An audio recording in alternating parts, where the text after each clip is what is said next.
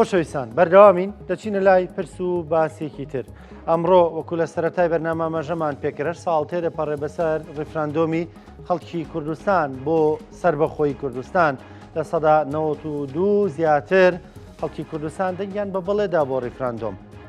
گفتوگوێم پرس و باس بابەتاکەین لەگەڵ زۆر بەڕێز دکتۆر ئاکۆ حەمە کەریم توێژەری ئەکادمی. دکتۆر سڵاو لێبێ. سواس سەرچاو. سواس بۆ میواندارت. دکتۆر بابزانم ڕای بەڕێزت چی بوو لەسەر ڕیفراندۆم؟ خۆی لە ڕاستیە ڕیفراندۆم ئامرازێکی گرنگە بۆ یەکلاکردنەوەی پرسە سیاسیە گشتیەکان بە تایبەتیش لە پرسێکی وەکو مافی چارەی خۆنووسیندا و ڕیفراندۆم لە دنیای نوێدا بووە بە پێی ئەو دیباجەی نەتەوەیە گرتووەکان مافی چارەی خۆنووسین مافی هەموو گەل و نەتەوەیەکە کە بڕیار لە داهاتووی خۆی بدات لە چ چوارچێوەیەکداژی ئەگەر لەو ڕوانگەوە سیرکەین ڕیفراندۆم گرنگە بۆ کورد و بۆ پارچەکانی تری کوردستانیش ئەگەر لە داهاتوودا بکرێ ئەنجام بدرێت وەکو میکانیزمێک بۆ بڕیاردان لە مافی چارەی خۆنووسینی کورد. بەڵام ئەگەر لە ڕوانگەیەکی ترەوە سەیری ڕیفراندۆم بکەین لە هەڵبژاردننی کاتەکەی و ئەو پێشمەرجانی کە پێش ئەوەی ڕیفراندۆم بکرێت بۆ سربەخۆی کوردستان و ئەو کاتێک کە ڕیفراندۆمەکەی تیا ئەنجام درا دۆخی عێراق و ناوچەکە و پشگیری نێودەوڵەتی چۆن بوو سێ بکەین ئەتوانین بڵین کە ڕیفراندۆمەکە هەڵبژاردننی کاتەکەی گونجاو نەبوو. گونجاو نەبوو بەوەی کە ئەنجامێکی ئۆتۆمان نەدی ینی ئەو وعدانی کە درا لەسەرەوەی کە ڕیفراندۆم کوردەگەێنێتە سەربەخۆی ئێمە جارێکی تر لەگەڵ عێراق و بەیەکۆ نابین و ڕیفراندۆم وەسیلەیەکە بۆ ئەوەی کە دەوڵەتێک بۆ کورد دروست بکات. ئێمە بینیمان کە دەرئەنجامەکانی پاش ڕیفراندۆم لە بەشوەیەکی گشتی لە بەرژەوەندی گەلی کوردستان نەبوو. ینی بینیمان بەشێکی زۆر لە خاکی هەرێمی کوردستان کە ناوچە جێناکۆکانن لە دەست هەرێمی کوردستانان نەما. بینیمان کە حکوومەتی عێراق تونتر بوو بەرامبەر بە هەرێمی کوردستان و بینیمان کە پاشماوەی یعنی کوردخایانی پاش ڕیفراندۆمەکەەوە بوو کە بەشێک لە وڵاتان پەیوەندیەکانی خۆیان تا ڕادەیەک لەگە هەرێمی کوردستانە هەڵبەست دواتر پەیوەندیەکان ئاسایی بۆیە ڕیفراندۆمەگە لەو ڕۆنگەیەوە سێریکەی نەیتوانی ئامانجەکانی خۆی بپێکێ. ئەمە بۆ مانایە نایە کە ئەنجامدانی ڕیفراندۆم بۆ هەر گەلێک بە تایبەتیش بۆ گەلی کورد هەڵەیە خودی خۆی لە خۆیدا هەڵە نییە. بەڵام ئەوەی کە ئەو ڕەتفع لە توندانی کە حکوومەتی عێراق هەیبوو و ڕەنگە پێش 2007 کە لە 2014 حکوومەتی عێراق دەستی کرد بە بڕینی بودجێ خەڵکی کوردستان و حکوومەتی عێراق بۆی تیجاها بۆ ئاڕاستەیەشی کرد کە وردە هەرێمی کوردستان پەراوێز بخات و دەسەڵات و ڕۆڵی بچوک بکاتەوە. دکتۆر ڕەنگە ئێسێکێک بڵێ هیچ میلەتێکی لە دنیا لە سەر سینێکی زێر دەوڵەت و سربەخۆی پێشکەش بکەن بڵێن دەی فەرمووتۆ میلەتێکی شایانی ئەوە تا ئەوە فەڵەستین بووە نزیکە بێتەوە لە 7,000 کەسیان بۆ بە قوربانی هێشتا ئەمریکا بە بەرچایە موجیانەوە دەڵێ ڤیتۆی هەر بڕیارێک دەکەم کە باز لە دەوڵەتی فەڵەستین بکە. ینی هەندێک دەڵێن ینی ئەم بابەتانە مەسلەی سربەخۆی هەر میلەتێک قوربانیدانی دەوێت. بە دڵنیایەوە ینی مێژووی گەلان و ئەو دەوڵەتانی کە دروست بوون بەشێکی زۆری بە خوێن دروست بوو. ینی دەوڵەت لە خۆ نایەتە دی. ڕاستە هەندێک دەوڵەت هەن لە مێژووە حاڵەتی جیاوازن کە دوور بوون لە ناوچەی ململانیەوە بەرژەوەندی زۆر دەوڵەت ینی ململانی بەرژەوەندی لەسەر نەبووە دروست بوون. بەڵام ئێمە کە لە ڕۆژهەڵاتی ناوەڕاستین و تەنانەت دەوڵەتانی ئەوروپیش هەمووی لەسەر بە خوێن دروست بووە هەمووی بە شەڕی زۆر چرف شەڕی ناوخۆی بێ شەڕی لەگە دەوڵەتانی ترابێت و تەنانەت ڕێیەک هەیە کە ئەڵێ و دەوڵەتانی کە کۆیلی تیان نەبوو ئەو نەتەوانی کە پرۆسی کۆی لەبوونی تیان نەبووە ناتوان دەوڵەت دروستکەن چونکە بەشێکی زۆری ئەو دەوڵەتانە کە دروست بوون لە ڕێگای کۆیلە و بەسەر شانی ئەوان ناتوانیانە دەوڵەتەکان دروستکەن. ینی وەکو نەزەرەیەکی مێژووی باسی ئەو حاڵەتەکەم ینی کۆیلەکان زیاتر تینووی سربەخۆی دەوڵەت بوون یان بە پێچەوانەوە مەبەستەکەمەکان کراون بە پەیژەیەک بۆی کە بە پێچەوانەوە من مەبەستەکەم یەکشت بوو کە لە ڕووی مێژوویەوە کە باسەکەی ینی ئێمە کە باز لەوەکەین کە بۆ لە کوردستان یا کورد دەوڵەتی نییە بۆ کورد نەیتوانیەوە بێتە خاوەنی دەوڵەتی سربەخۆی خۆی ڕێیەک هەیە مەرجنی ڕاکە 100% وابێ ئەڵێ لە بەرەوەی کوردستان بە قۆناغی کۆیلەتی تێ نەپەڕێەوە کۆیلەتی ینی سیستمی ئەوەی کە کۆیلە هەبێت مەسەن چۆن تا سەدەیەک پێش ساش سیستمی کۆیلەتی لە ئەمریکا هەبووە لە ئەوروپا هەبووە لە زۆر دەوڵەتانی جیهان هەبوو کە کۆیلە هێزێکی زۆری ئیشکەر بوون توانیویانە ڕێگا دروستکەن توانیانە قەڵات دروستکەن بەکاریان هێناون بۆ شەڕ و تەبقەیەکی حاکمی دروست کردووە کە سیستمی کۆیلەتی هەبووە بازرگانی هەبووە مەسەلەن شار دروست بووە حەزارە دروست بووە ئەمە بەشێکە لە نەزەڕەیەکە وەکوتم مەرج نییە ڕاست بێ بۆ هەموو نەتەوەیەک کە ئەمەش هەمووی بەسەر پشتی ئەوانە پایەکانی ئەم دەوڵەتانە دروست بووە ینی بەسەر پشتی کۆیلە دەوڵەت دروست کراوە بۆیە لە کوردستان هیچێک لەو نەزەریانە مەسەنەڵێ لە ڕووی مێژوویەوە کورد نەیتوانیوە دەوڵەت دروستکە هۆکارەکەی ئەوەیە کە سیستمی کۆیلەتی تێدا نەبووە مەسەن هۆکارێکی تر هەیەوەیە کە ئەگەر بگەڕێنەوە بۆ لایانی مێژووی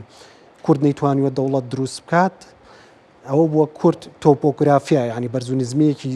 زۆری هەبوو ناوچەیەکی شاخاوی بووە ئەمە وای کردووە کە شار دروست نەبێت بە مەفهومە حەزاریە شارستانیەکەی مەسەن تۆزێک تۆ کە چیتە خواروتر یعنی لە عێراقا مەسەن دەشتایی مەجای دروستکردنی شاری گەورە هەبووە بەڵام لە ناوچە شاخایەکان تۆپۆگرافیای کوردستان بۆتە هۆی دابەشبوونی ئەو کاتی کۆمەلگای کوردیە هەر دووسێ ماڵ بێکەوە لە گوندێکە بن ینی ئەمە وەکو لە ڕووی ئێستا بکەین ینی ئایا ئەمانە هیچ ئەم پێوەرانی هیچی بۆ ئێستامان دەگونجێ بۆ ئێستا ئەمە سەر بەخۆیمان با بڵێن ڕفراندۆممان بۆ سەر بەخۆی کە سەدا 92 خەڵک گوتی بڵێ دەشمان زانی ینی خۆ هەروە بە ئاسانی دەرودراوسێ لێمان ڕازی نابن کێمە سەر بەخۆی ئەنجام بین دەرەنجامەکەشیمان بینی بەڵام دوایی بینیمان ینی وترا ڕفراندۆم بۆ سەر بەخۆی نییە و هەر پرۆسەیەک بۆ ئەنجامماندا و نەتیجەکەی هەڵگیرا و بە یاسا سەر کراوە بەڵێ خۆی لە ڕاستیە وەکو باسم کرد پێشتر تەوقیتی ئەنجامدانی ڕێفراندۆمەکە تەوقیتێکی شیاو نەبوو و دەرئەنجامەکانی بۆ ئێستای هەرێمی کوردستان خراپتر بوو یعنی ئێمە چاوەڕێوە کرا کە دوای ڕێفراندۆم وەکو خۆیان کە ئەوانەی ئەنجامیاندا و باسیوانە کرد کامە ئەگەر سەر بەخۆیش پێڕانەگەێنین ئەیکینە کارتێکی فشار لە بەرامبەر بەغادا بەڵام نەمان بینی کام کارتە فشارە ئەو کاریگەری هەبێت لەسەر عێراق وا بکات کە بە داواکاریەکانی گەلی کورد ڕازی بێت بە پێچوانەوە ئەوەی ئێمە ئەیبین ڕۆژ بە ڕۆژ کورد و هەرێمی کوردستان و پێگەی حکوومەتی هەرێمی کوردستان بچووکترە بێتەوە ینی هەوڵێک هەیە لە عێراقا ئاڕاستەیەک هەیە بۆی کە هەرێمی کوردستان تەحجیم بکەن هەندێک پێیان وایە کە ئەمە دەرئەنجامی ڕێفراندۆمە بەڵام ئەگەر بە واقعیانە سەیری بکەین کە ڕەنگە ئەگەر ڕێفراندۆمیش ئەنجام نەدرایە حکوومەتی عێراق هەر ئەم کارانەی بکردایە چونکە بەداخەوە ینی لە سەیری مێژووی دەوڵەتی عێراق بکەین هەچ کاتێ عێراق حکوومەتەکانی لاواز بوو بێ لەگەڵ کووردا پەیوەندی باش بووە مافی کوردی داوە و هەچ کاتێک حکوومەتی عێراق سەقامگیر بوو بێ و کێشەی دەرەکی نەبووە هەوڵی داوە کە ئەوەی یاوێتی بە کورد لێ بسێنێتەوە وە بێ شتێکشمان لەبیر نەچێت کە بۆ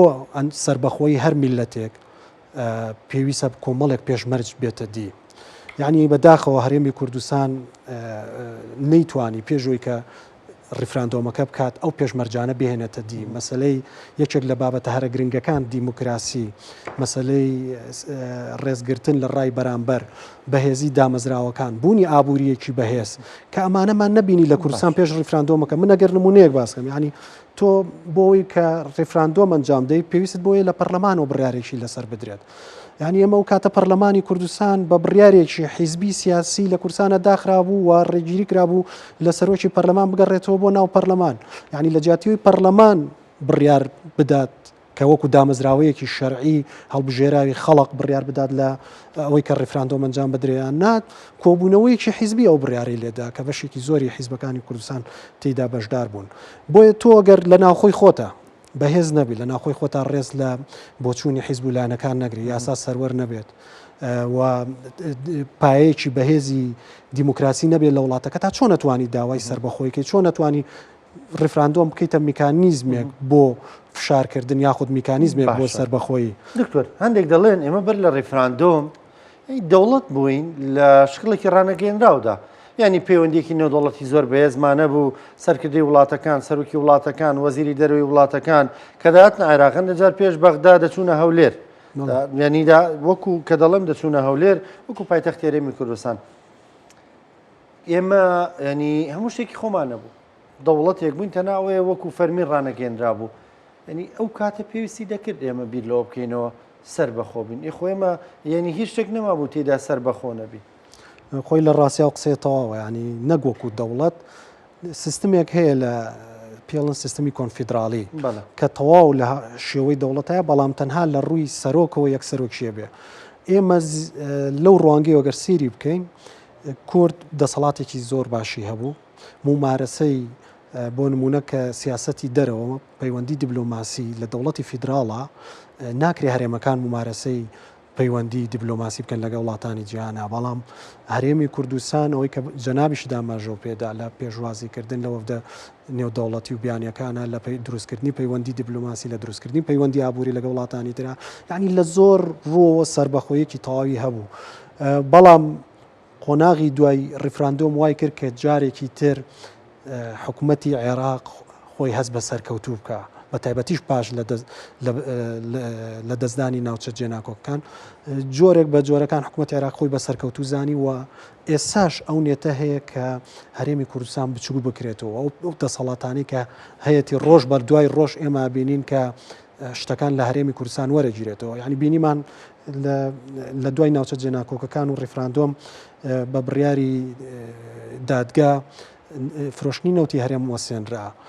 دواتر بینیمان کە وردە داوای بودجەوە هیچ بودجەوە سێنرا داوای نردنی لیستی موچە خۆران کرا دواتر دەستەوەردان لە کاروباری ناوخۆ بۆی کە ئەبێ موچە چۆن بێ ئەو بودجێ چۆن دابەش بکرێت لەسەر بابەتەکانی گومرگ و باج و زۆر لە بابەتی تریشا حکوومەتی عێراق ڕۆژ بە ڕۆژ ڕۆڵی بەهێزترە بێت و زیاتر دێتە ناو واقعی هەرێمی کوردستانەوە و ئەمە ژوای کردووە بەشێک لە مافە دەستوریەکانی هەرێمی کوردستان ئێستا پێشێل بکرێت کە لە ئەنجامی حکوومەتی عێراقی پێشێلەکە بەڵێ بە دڵنیاییەوە یعنی لە مەسلەی بودجەیە لە زۆر بابەتی دەستوری ترا لە بەڕێوەبردننی سامانە سروشتیەکانە کە لە عێراقدا لە دەستوری 2005 عێراقدا هاتووە کە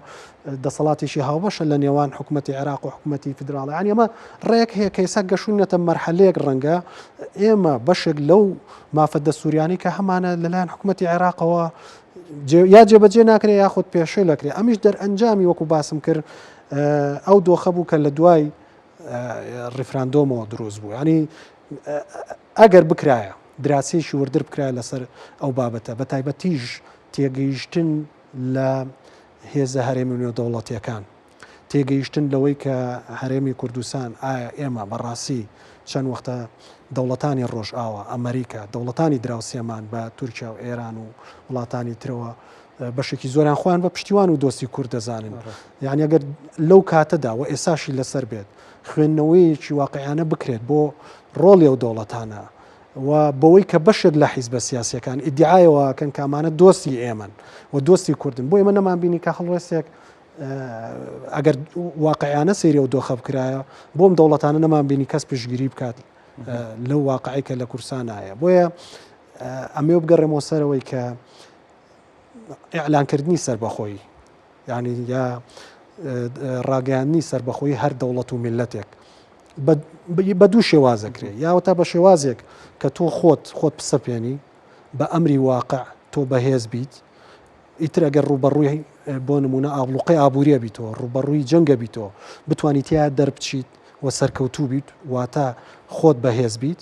یاخود ئەوەیە کە تۆ پشتگیریەکی نێودەوڵەتی و هەرێمیت هەیە